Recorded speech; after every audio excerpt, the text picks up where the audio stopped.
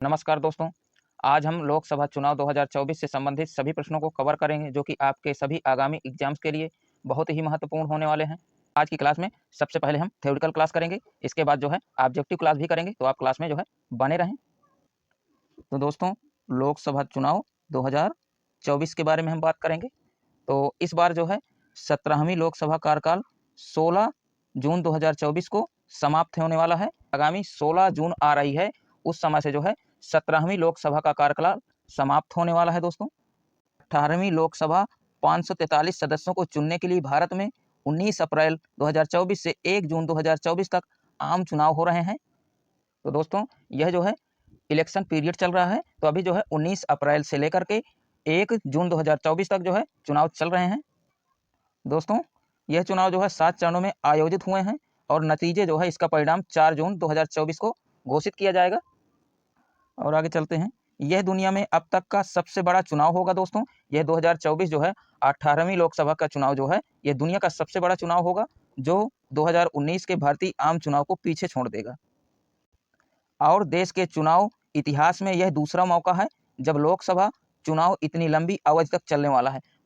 मतलब ये देश में जो है चुनावी इतिहास में यह दूसरा मौका है जब लोकसभा जो है चुनाव इतनी लंबी अवधि तक चलने वाला है, मतलब सबसे ज़्यादा अवधि तक चलने वाला है, जो है दूसरा मौका है।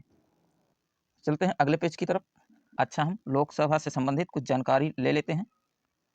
तो यह जो है लोकसभा का प्रकार कैसा है, तो भारत की संसद का निचला सदन या लोअर हाउस कहते हैं इसको। तो यह जो है लोकसभा का प्रकार है और इसकी जो है अवधि सीमा कितनी होती है लोकसभा की, तो यह 5 वर्ष की होती है। लोकसभा अध्यक्ष कौन है, तो लोकसभा अध्यक्ष ओम बिरला, जो 19 जून 2019 से बीजेपी से जो है लोकसभा अध्यक्ष हैं। यह जो है लोकसभा उपाध्यक्ष का पद जो है रिक्त है। यह कब से रिक्त है, तो यह 25 मई 2019 से जो है अभी आज तक जो है लोकसभा उपाध्यक्ष का पद रिक्त है। अच्छा, लोकसभा सदन के नेता कौन है, तो यह जो है प्रधानमंत्री नरेंद्र मोदी 26 मई 2014 से बीजेपी से जो है लोकसभा सदन के नेता हैं। तो इस बात को भी ध्यान रखिएगा कि जो है लोकसभा सदन के नेता नरेंद्र मोदी प्रधानमंत्री जी हैं। और लोकसभा विपक्ष के नेता कौन है, तो ये जो है 26 मई 2014 से जो है यह रिक्त पद है, विपक्ष का नेता कोई भी नहीं है। और इसमें जो है सीटें कितनी है, तो ये सीटें जो है लोकसभा की 543 सीटें हैं, कुल 543 सीटें हैं। चलते हैं प्रश्नों की तरफ।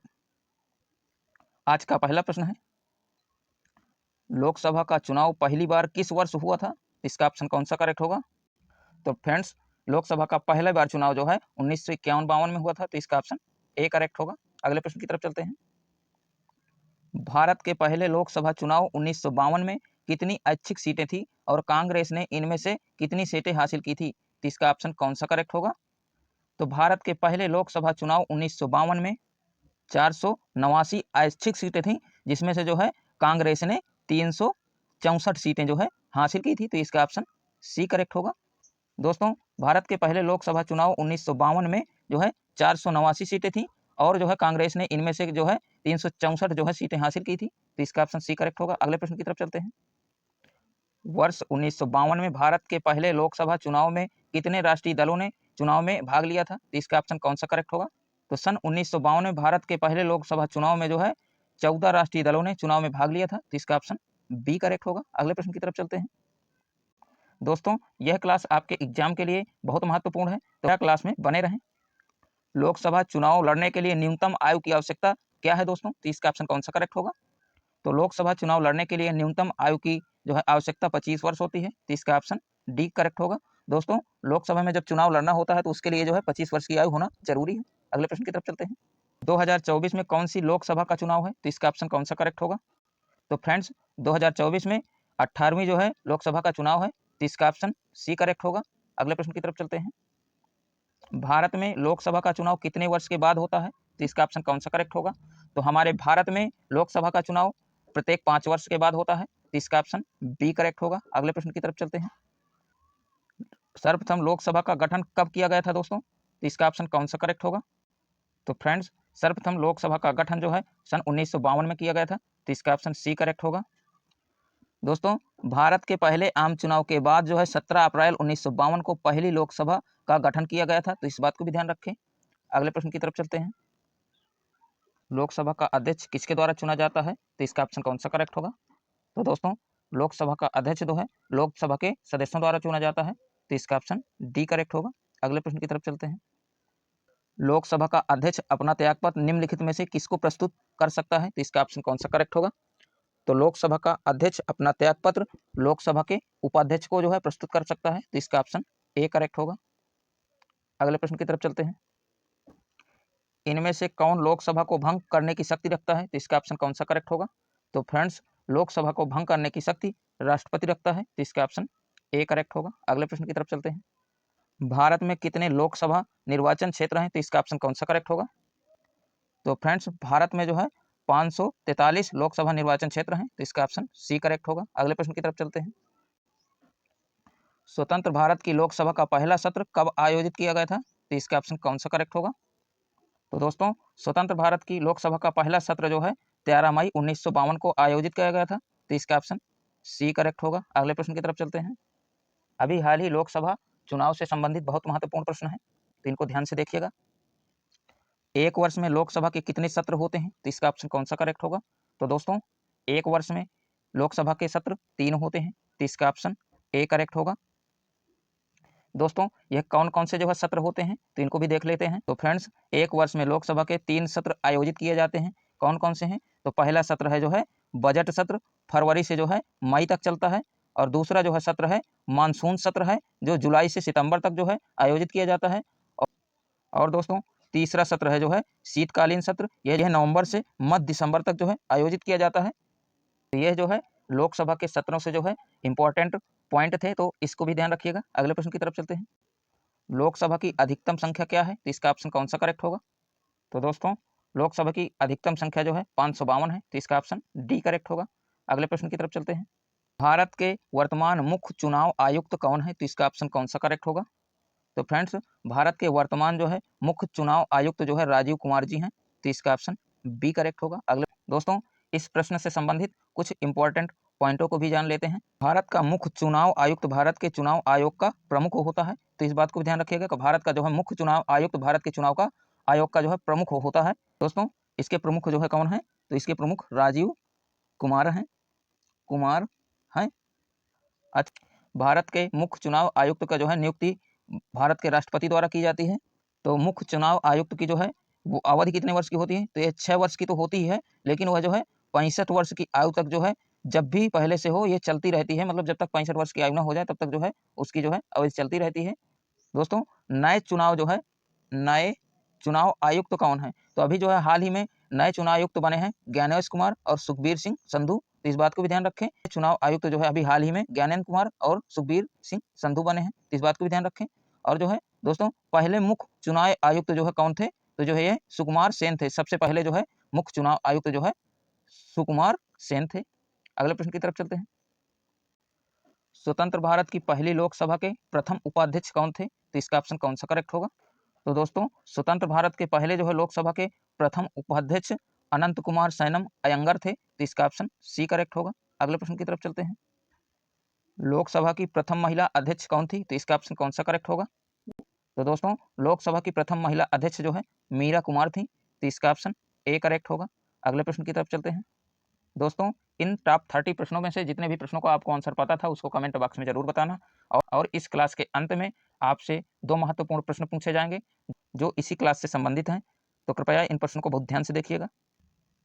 लोकसभा में केंद्र शासित प्रदेशों के लिए अधिकतम कितनी सीटें हो सकती हैं? तो इसका ऑप्शन कौन सा सही होगा? तो लोकसभा में केंद्र शासित प्रदेशों के लिए अधिकतम जो है सीटों की संख्या 20 हो सकती है। तो इसका ऑप्शन ए करेक्ट होगा। अगले प्रश्न की तरफ चलते हैं। लोकसभा का पीठासीन अधिकारी कौन होता है? तो इसका ऑप्शन कौन सा करेक्ट होगा? तो फ्रेंड्स, लोकसभा का जो है पीठासीन अधिकारी लोकसभा स्पीकर या लोकसभा अध्यक्ष होता है। तो इसका ऑप्शन ए करेक्ट होगा। अगले प्रश्न की तरफ चलते हैं। जब अध्यक्ष और उपाध्यक्ष दोनों के पद रिक्त हों तो लोकसभा की अध्यक्षता कौन करेगा? तो इसका ऑप्शन कौन सा करेक्ट होगा? तो जब अध्यक्ष और उपाध्यक्ष दोनों के पद रिक्त हों तो लोकसभा का अध्यक्षता जो है राष्ट्रपति के द्वारा मनोनीत लोकसभा अध्यक्ष करेगा। तो इसका ऑप्शन बी करेक्ट होगा। दोस्तों, अगले प्रश्न की तरफ चलते हैं। भारतीय संसद का कौन सा सदन जनता द्वारा प्रत्यक्ष रूप से निर्वाचित सदन है? तो इसका ऑप्शन कौन सा करेक्ट होगा? तो फ्रेंड्स, भारतीय संसद का लोकसभा सदन जनता द्वारा प्रत्यक्ष रूप से निर्वाचित सदन है। तो इसका ऑप्शन ए करेक्ट होगा। अगले प्रश्न की तरफ चलते हैं। दोस्तों, यदि ये क्लास हमारी पसंद आया और आपके एग्जाम की दृष्टि से ये प्रश्न हेल्पफुल हो तो आप जो है हमारे चैनल को सब्सक्राइब, लाइक और शेयर जरूर करेंगे, ये उम्मीद हम आपसे करते हैं। संसद के दोनों सदनों की संयुक्त बैठक की अध्यक्षता कौन करता है? तो इसका ऑप्शन कौन सा करेक्ट होगा? तो फ्रेंड्स, संसद के दोनों सदनों की संयुक्त बैठक की अध्यक्षता जो है लोकसभा अध्यक्ष करता है, तो इसका ऑप्शन बी करेक्ट होगा। अगले प्रश्न की तरफ चलते हैं। सामान्यतः लोकसभा के प्रत्येक बैठक का पहला घंटा जिसमें जो है सवाल पूछे जाते हैं और उनका उत्तर दिया जाता है, तो क्या कहलाता है? तो इसका ऑप्शन कौन सा करेक्ट होगा? तो दोस्तों, सामान्यतः लोकसभा के प्रत्येक बैठक का पहला घंटा जिसमें सवाल पूछे जाते हैं और उनका उत्तर भी दिया जाता है, तो वह जो है शून्यकाल कहलाता है, तो इसका ऑप्शन ए करेक्ट होगा। अगले प्रश्न की तरफ चलते हैं। नारी वंदन अधिनियम 2023 के अनुसार लोकसभा में महिलाओं के लिए कितना प्रतिशत जो है सीट आरक्षण का प्रावधान किया गया है? तो इसका ऑप्शन कौन सा करेक्ट होगा? तो नारी वंदन अधिनियम 2023 के अनुसार लोकसभा में महिलाओं के लिए जो है 33% सीट का आरक्षण प्रावधान किया गया है, तो इसका ऑप्शन ए करेक्ट होगा। अगले प्रश्न की तरफ चलते हैं। यह कौन निर्धारित करता है कि कोई विधेयक समान विधेयक है या धन विधेयक है? तो इसका ऑप्शन कौन सा करेक्ट होगा? तो कोई भी विधेयक जो है समान विधेयक है या धन विधेयक है, इसका जो है निर्धारित करने वाला लोकसभा अध्यक्ष होता है, तो इसका ऑप्शन ए करेक्ट होगा। अगले प्रश्न की तरफ चलते हैं। लोकसभा में आम बजट कौन प्रस्तुत करता है? तो इसका ऑप्शन कौन सा करेक्ट होगा? तो दोस्तों, लोकसभा में जो है आम बजट प्रस्तुत करने वाला वित्त मंत्री होता है, तो इसका ऑप्शन ए करेक्ट होगा। अगले प्रश्न की तरफ चलते हैं। केंद्र सरकार के खिलाफ अविश्वास प्रस्ताव किसमें पास किया जाता है? तो इसका ऑप्शन कौन सा करेक्ट होगा?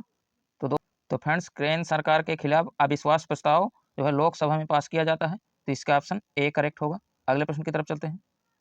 भारत की संसद किन किन से मिलकर बनती है? तो इसका ऑप्शन कौन सा करेक्ट होगा? तो दोस्तों, भारत की संसद जो है राष्ट्रपति, लोकसभा और राज्यसभा के जो है तीनों के द्वारा जो है बनती है, तो इसका ऑप्शन सी करेक्ट होगा।